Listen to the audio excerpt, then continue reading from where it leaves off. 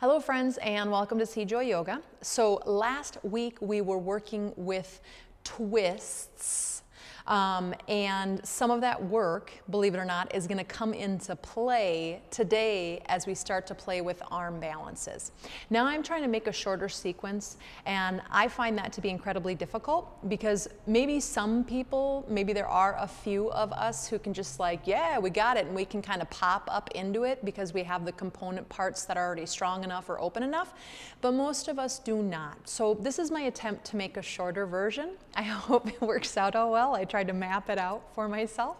And if you're like, no, not arm balances, my arms are so weak, I cannot do this. You are a reluctant arm balancer, and I am especially interested in trying to do some of this work to work towards it. And today I'm going to try to really make it accessible. So take the longer version through patreon.com if you can. It's going to be really, really good, and we have time to break all this stuff down real good. So, lying on your back, get yourself down there. Have lots of props on standby today. Have a blocket if you have it. Have a blocket. Have a blanket, 2 blocks, and a strap if you have them. I'll give modifications, but get yourself props by this point in time, for goodness sake. You get so much more out of the class when you use them.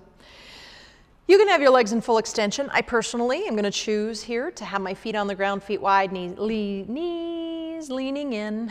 It's going to be one of those days.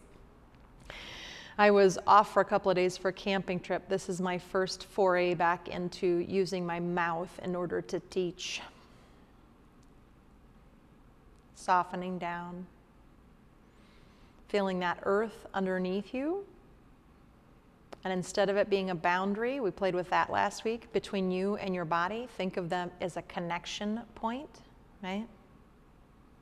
And maybe the two can even feel like they meld together, the ground and your body, like you're growing roots.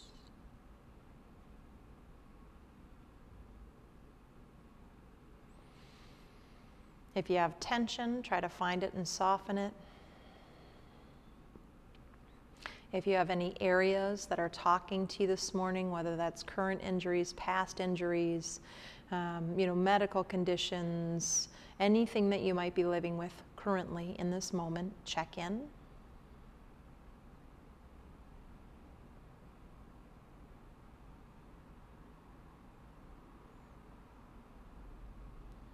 And hopefully that breath has already started to slow down a little bit, deepen a little bit, just by nature of being on your mat, and then those little pieces we've already brought in. So now go ahead and put the feet on the ground with the knees bent. Those of us who already were there, we're going to walk our feet in so we're all hip distance. From there, go ahead and bring your right leg in towards your body, right? And interlace your hands around the shin or behind the thigh. But try to keep the length of the spine for now, right? Meaning I don't roll my low back down to the floor and let my tailbone get light. So it's a little further away for a second, right? Again, I like to just do this so you know the difference between the two. Now go ahead and bring the knee into the chest as close as you can. You do get to round the low back down into the floor, assuming that's okay with your spine, right? And then go ahead and let that tailbone lift up a little bit. Take an inhale, and on an exhale, cough. And then keep the muscle fibers toned in. As you lift your head up, try to shorten the space between your ribs and your hips, even as you lengthen that back body. And bring that right knee down. Just that this first round. Left leg comes in, you're behind the thigh or in front of the shin, and initially we keep the knee a little further away, so we keep our lumbar curve, the natural curve of your lumbar spine, right? And bring the knee in as close as you can. Notice where you are and what's going on in the hip, and then bring that knee in. Now do let the low back round, let the tailbone get a little bit light. Take an inhale, and on an exhale, cough, right? And then keep the toning of the ribs, the low abdomen. Lift your body up if that's okay with your neck as you start to come on in, and really try to shorten the front body, try to lengthen the back body. And go ahead and bring that back down. Now this time when you bring your right foot in, you're going to bring your right arm inside the right leg and grab the pinky edge of that right foot. So half happy baby, I could say. Let your left knee move out to the left, half Baddha Konasana. And then from there, we're gonna do that rocking motion we sometimes do. So you're gonna go ahead and you're gonna pull on the right foot, letting that right knee rock down towards the ground. I have my mic pack, so I'm not gonna rock very far, but if you have that in you, go ahead and take it, right? So I rock my right knee down. I can totally let my left hip lift with this. I'm not controlling my left hip. And one more time, go ahead and pull your right knee down and then keep your right knee there.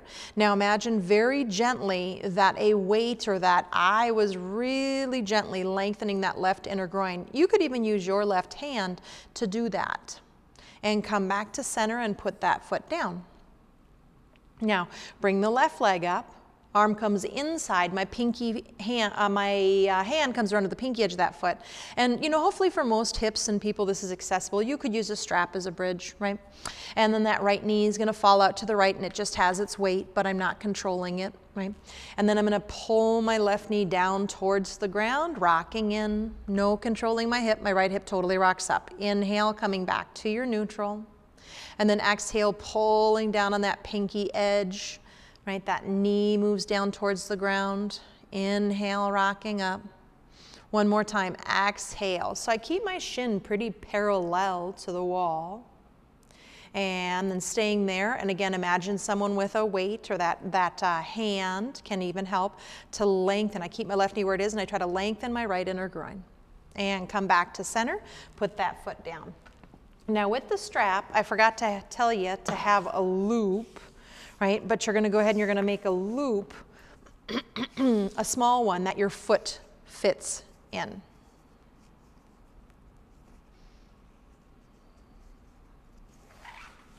It's definitely gonna feel like a hip opening class because that's one of the component parts we need to do the arm balances we're gonna move towards, right? So go ahead and put that strap around the ball mounds of the feet, and then you're gonna bring the strap behind your back, around the right side of the rib cage, underneath those shoulder blades, over to the left, and I'm sitting up simply so you can see what's happening. And then I'm gonna lay back down, right? And I'm gonna start to push the right heel up towards the sky. Now, you need a fairly long strap for this, right? So if you didn't, you would just be doing your regular old Supta Padangusthasana A or 1. The left leg can extend all the way out if that's okay, but if you can grab that strap with that left hand, where we're going, it becomes very useful. So bring that right leg in as close as you comfortably can, keeping the right hip and thigh moving forward. Push into the ball mound pushes into the strap, even as I pull the strap down. And then one more thing so that we get a little bit of toning in the back of our leg. We're gonna pull our heel down towards our buttocks. It doesn't move that way, but energetically, as you pull that heel down towards the buttocks, you're gonna feel the toning of your hamstrings, hopefully. Pulling the kneecap up.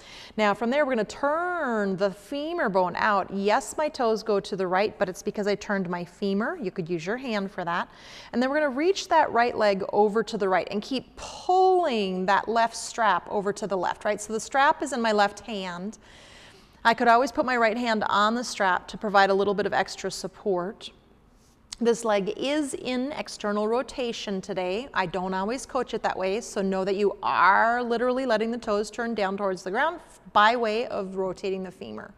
And the thing I love about the strap is feel how supported you are. You can actually stay here without bearing the full weight of the leg. So I'm pulling like crazy with my left hand, right? And then inhale, come back up, release the strap, bend the knee, take it off the foot, and then we're gonna go to the other side. So we're gonna put the strap around the ball mounds with the left foot, and again, just so you can physically see, I bring that strap behind my back, around the bottom tips of my shoulder blades, under my right arm, and my right hand is going to grab onto that strap, right? And it's just on the ready. My strap at home is a little longer, this one's a little short, but I can still manage with a bent elbow. And first I'm gonna push that left heel up, maybe lengthening my right leg out, right? And again, this we know well. The only additional thing I'm adding today is we push the ball mounds up into the strap, especially big toe. We know that one, right? I pull my kneecap up and then I'm adding, pull your heel down energetically towards your left buttocks and you're gonna feel the toning of the hamstrings. So we're toning as we lengthen. And then go ahead and take another breath there. Maybe that leg can come a little closer. Again, I can assist that by pulling out a little with my right hand. Now from that left leg, you might put your hand on your femur, turn that femur out. Yes, my toes go to the left, but it's from the femur bone, right? We don't want to tweak our knees and our other things with that. And then go ahead and start to let the left leg move out to the left by pulling actively with your right hand on that strap, right? And find that edge. I'm not saying you have to glue the right hip down, but if the whole hip lifts, are you really getting that much of an opening in that inner groin line? My answer to that is no, not as much as you could if you kept your right hip steady, right? So try to keep that right hip heavy and weighted, the right heel pushing forward. Keep pulling the heel back to the left heel, to the left buttocks. Keep pushing the ball mound out. Keep pulling the kneecap up. All those things, they stay. And then go ahead and inhale, come all the way back up. Release the strap. One more thing here on our backs, and that is, now go ahead and bring your knees in, but have them come out just a little wide, about as wide as your rib cage or so, right? So think if we were in child's pose on our knees. And then from there, you're gonna go ahead and you're gonna reach your arms in between the legs, right? Take an inhale, like you're gonna cough. I like to cough, it gives my body the cue.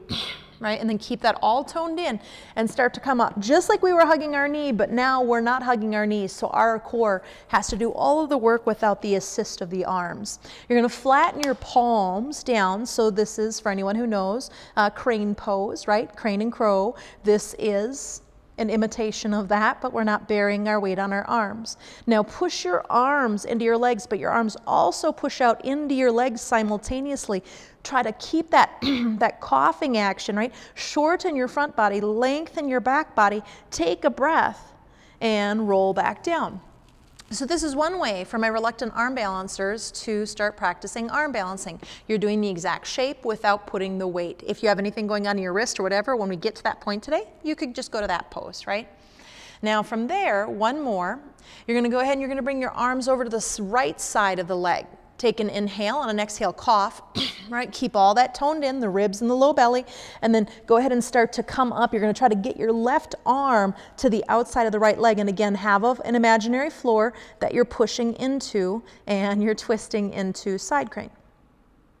And coming back to center, take a breath, take a break on the ground. Bring both hands to the outside of the left leg. Take an inhale. On an exhale, cough, right? And then keep the toning and come on up. And you have a twist happening at the same time that you're trying to get that right arm as far up that left knee-ish area. And now you're pushing madly into an imaginary wall. Tone the low belly, shorten the front body, lengthen the back body, and come on down. Release the body down. I don't know about you, but that still feels like plenty of work for me. So that is always an option when we get to that point in class, right? Roll over to one side and come on up, or you could rock up. Now, the next piece, we're gonna move into malasana. So it's a lot of the same shapes, right, that we're gonna bring in and play with. So if you know that malasana is hard for you, that's garland pose when we're doing this, right? You could have blocks. And the first round, I'm actually just gonna take blocks, right? So have your feet, try to have them about hip distance, but for some of us, we're gonna be wider because that's where our hips, our knees, our body is, and that's okay. So from there, I want you to go ahead and I want you to inhale and exhale, right? And again, you're gonna shorten the front body, shorten the front body, shorten the front body, and then you're gonna try to bring your arms inside your legs. So my feet stay in, but my knees might be a little wider than hip distance right now to get my body down in. And really try to get down in there. If it helps you to walk forward like downward dog, you could add that in, right?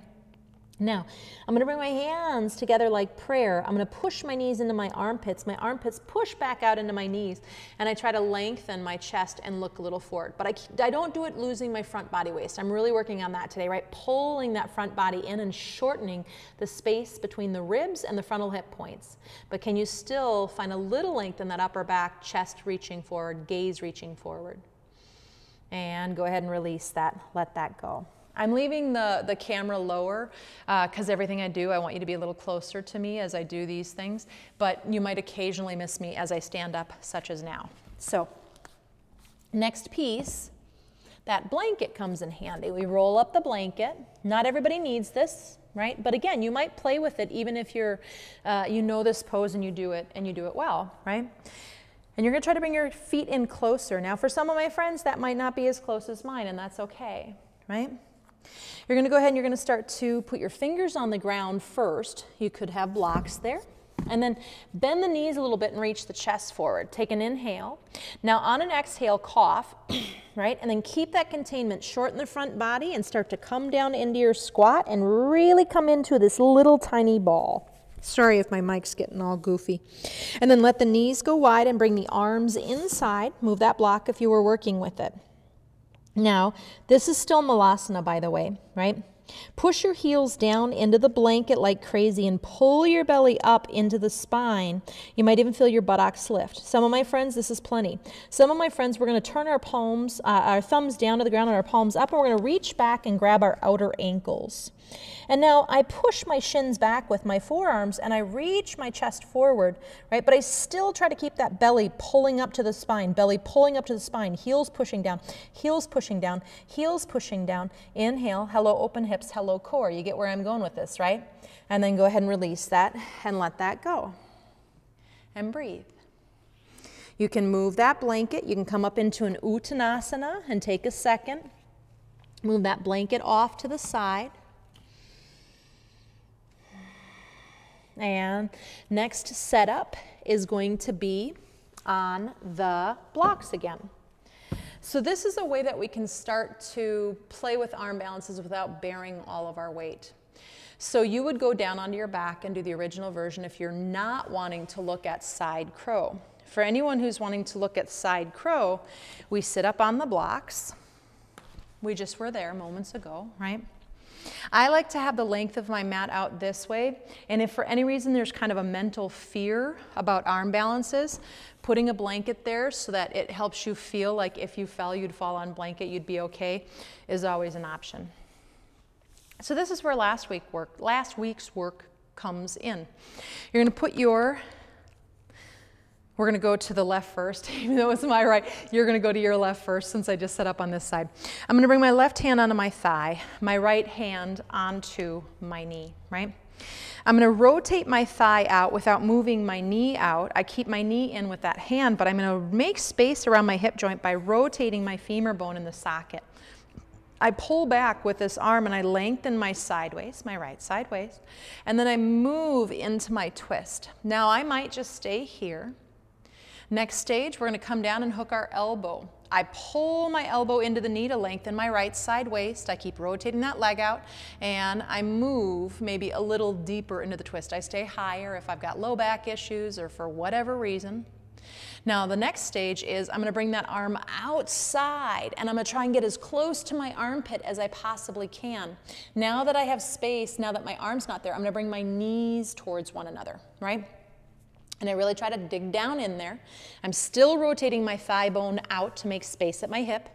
I pull my arm back to my outer left hip to lengthen my side waist, and then I rotate in. So yes, there's flexion in the spine, you betcha, but a little less, right, when I lengthen my waist. And then from there, I'm going to bring that right hand down to the ground, and I'm going to bring my left hand down to the ground.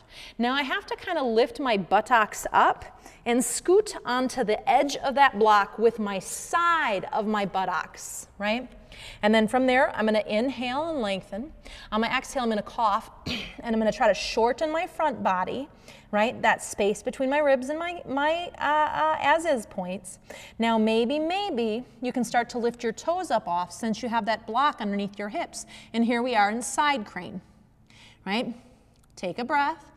And again, shorten the front body, but reach the chest forward, look forward. Maybe you split the legs. Now I reach my bottom leg, my left leg forward, and I reach my right leg back. And then go ahead and bring them back together. Bring the toes down, push into the ground, and when you're coming up, make sure that blanket blocks are going to be in a good place for you. Whew. Morning, or afternoon or evening, I don't know when you're doing this.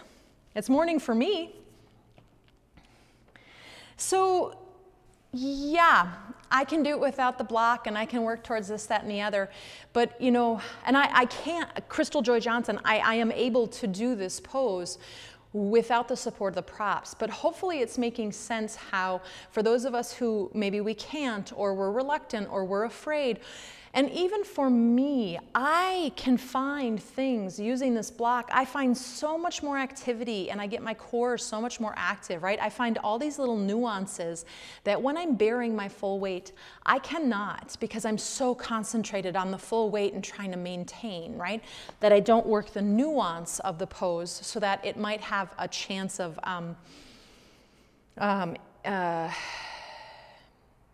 more knowledge of my body, I guess, in the pose, I'm gonna say. So put your right hand on your right thigh. Again, I rotate it out, but my left hand holds the knee in place so the knee doesn't go wide. I get that space at the hips and I pull against my leg to lengthen, and then I move into my twist. I breathe. Not in a rush to get there, guys, folks. And then I bring my knee down and I hook my elbow. I bring my knee down. I bring my elbow down and I hook my elbow. Pull against the leg to lengthen the left side waist, right? And turn. And you might get a little deeper. If that's, you can stay in that last one that we did. You don't have to do this one. And then from there, I'm going to go ahead and I'm going to try to hook my elbow and I'm going to try to really work down in there as deep as I can. If I need to use my left hand and right hand to move flesh or whatever, I do. I bring my knees together now, that the arm is out of the way. I pull my left elbow back to my right hip to lengthen the side waist, and then I push the elbow and the knee together to move into my twist. If I so desire, I bring my left hand down to the ground, and I bring my right hand down to the ground, right? It takes a little bit to kind of get there. I move, I lift my hips and I come onto the side of my right hip, so I move into that a little bit so I'm fully supported. And I might just stay right here with my feet on the ground. It's okay, right? So I'm going to pull that elbow towards that outer hip and lengthen my spine again, right? And then exhale, cough, pull that belly in and shorten your front waist. Now look a little forward, reach the chest a little forward, but don't lose that front waist. And then maybe, just maybe, I bring my legs up, my feet up off the ground. By the way, I forgot to say it on the other side, that right heel, let the right heel push up into the left so that it helps that left leg hover and hang there, right? And breathe. Maybe I split my legs. It would be my right leg reaching forward, my left leg reaching back, and I lengthen and straighten.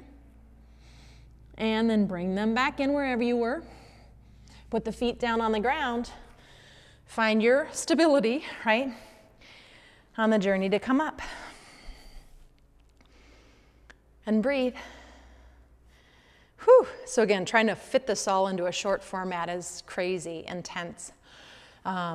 I like taking more time with this stuff personally, but hopefully it's making sense and you're finding some things accessible. So we're going to go to the last place, which is crow pose, bakasana, which actually translates as crane. So again, you might have that blanket out in front of you. I'm going to go this way for whatever reason.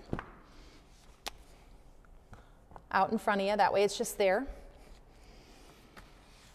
You're going to have two blocks, and I have them out away from each other at a little bit of an angle. So think child's pose, right, on the blocks, yeah?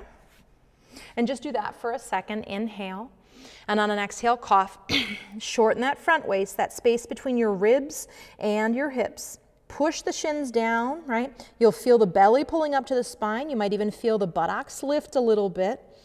And really push down into your hands, and you can even round that upper back, but look a little forward, reach the chest just a little forward, and come down. So you might just do that, not bearing much weight in my hands, etc., right? For various reasons, this might be where you work from.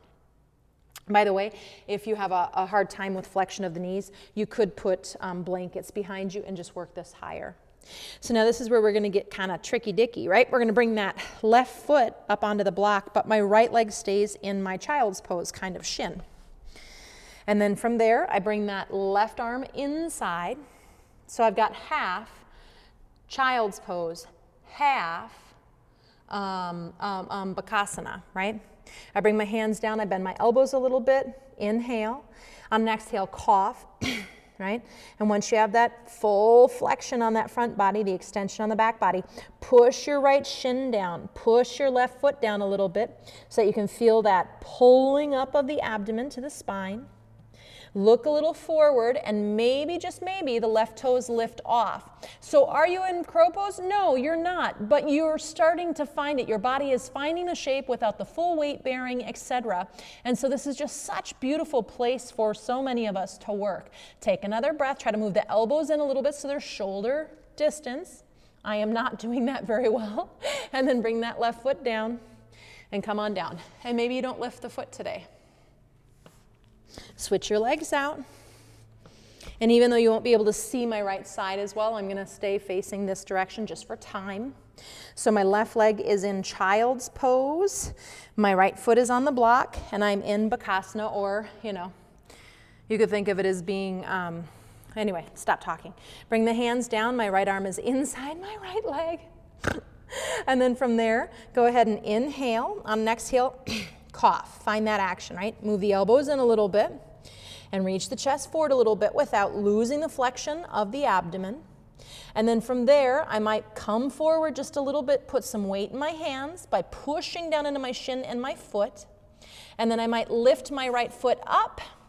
And here I am with half of the crow shape on the right side of my body, working the line. Really flex that front body, lengthen the back body, but look a little forward. Push down on the ground, round the upper back. Inhale, oh, bring that right foot down and come on down and breathe. So when I started working crow pose, my favorite way to do it was on blocks so that I'm a little higher so I don't have to kind of propel myself up and in. So I'm going to teach that variation. If you don't need the blocks, you don't have to take them. You could have your feet on the ground. But otherwise, have the blocks a little closer together, right? But you could still have them out at a little bit of a V if that is where your hips and your ankles and your everything are. I'm still going to leave this out front in case I've got any mental thing going on with the pose and it gives me a little security. My feet are very squarely on the blocks. Now both of my legs are in that Bakasana shape, right? Or Malasana more appropriately. And then from there I'm going to come down in. I'm going to shorten my front body and bring my hands back as close as I can. My elbows in so they're shoulder distance, right? Now inhale, and on an exhale, cough. And then keep that contraction. Keep that front body really, really contracted. Push your feet down. Let your buttocks lift up a little bit. Let your low belly pull up to the spine a little bit. Look forward so you don't fall on the top of your head. And then come up onto your tippy toes. A little bit of weight goes into the arms, right? And then maybe you lift a right toe and you bring it down. Maybe you lift a left toe and bring it down. Maybe you lift both toes. But keep that full front belly pulling up, up, up, up, up, up, up. Pushing your hands like crazy. Round that upper back. Ooh, toes down wherever you were. And so on and so forth. So for the sake of time, I'm going to say that is today's, we'll come down and we'll do a twist and a Shavasana. But you know, if you're at home, maybe click pause, maybe play with that a couple of times and do that. The first time going in is always like, what the, and I feel like then you start to figure things out. So feel free to extend the practice. If you have a time commitment, you're going to come on down. You could leave that blanket there for a little headrest. You hear me all out of breath, right? Like I'm working like the Dickens. Walk your feet out wide, tee the arms out, and just go through just a general windshield wiper twist. Your timing, just unwinding a little bit of that core work, that hip work. So hopefully that kind of makes sense after we started to break today down about how it's not just the strength of the arms, it's so much about the core and even architecture, right? Getting the body used to the shape and keeping the core really working like the Dickens. And then the arms don't have to work nearly as hard. When you feel complete, you'll come back to center. You can simply lean the knees in towards each other or extend the legs all the way out. If you do have that blanket there, I'm going to suggest that you make a little blanket roll and bring it right into the crux of the neck so that your neck has a little support system. Why not? It's there and all. And breathe.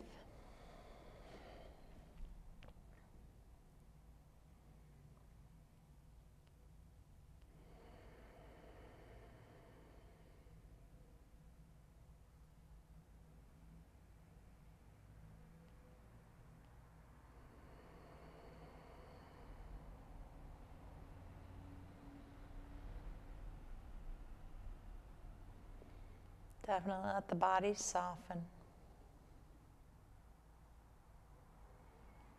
And in my personal practice, when I remind myself to soften my body, I will take the time to remind me to soften everywhere, everything, right? Yes, my body, but also my mind, my thoughts, my rigid beliefs, right? Whatever might be going on that particular day.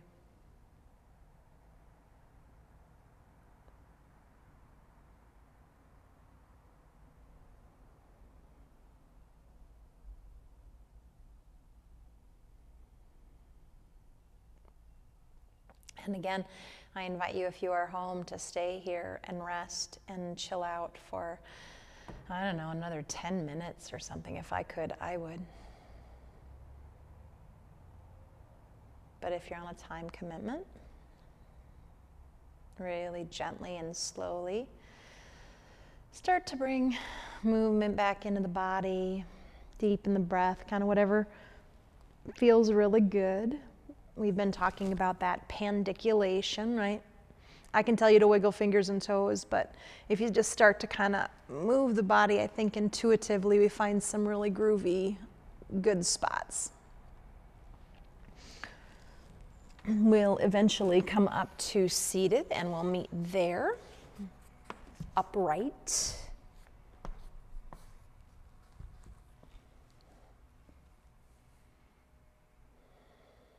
Hands together at the chest, inhale. Exhale, bow the head in, fold the head in. Take a moment there of gratitude for these beautiful, beautiful bodies that we live in.